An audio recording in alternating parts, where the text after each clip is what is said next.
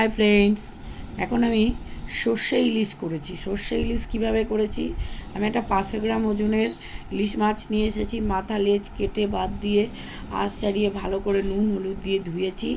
ধুয়ে আমি মাছগুলোকে এই চামচের হাফ চামচ নুন দিয়েছি, আর সর্ষে এই চামচটার 2 চামচ সর্ষে নিয়েছি। নিয়ে আর 10টা কাঁচা লঙ্কা নিয়েছি। নিয়ে সর্ষে কাঁচা লঙ্কা মিহি করে বেটেছি, মিহি করে বেটে আর তারপরে আমি কড়াইতে 50 গ্রাম সর্ষের তেল দিয়েছি, দিয়ে মাছগুলো দিয়ে দিয়েছি। এটার হাফ চামচ নুন, হাফ চামচ হলুদ দিয়েছি। নুন হলুদ মাখিয়ে মাছগুলোকে দিয়ে দিয়েছি তেলের উপরে। এটার হাফ চামচ কালো জিরে দিয়েছিলাম, দিয়ে মাছগুলোকে দিয়ে সর্ষেটা আমি বেটে ভালো করে উপর থেকে ছেঁকে নেব। সর্ষের খোসাগুলোকে ফেলে দেবো, দিয়ে তারপর সর্ষেটা দিয়ে দেবো। আর 1 গ্লাস গরম জল দিয়ে 250 গ্রামের মতন গরম জল দিয়ে ভালো করে টকবক করে ফুটবে। তারপরে আমি নামিয়ে পুরো শুকিয়ে যাবে, শুকিয়ে অল্প অল্প ঝোল থাকবে। দেখুন কেমন ঝোল আছে, অল্প অল্প।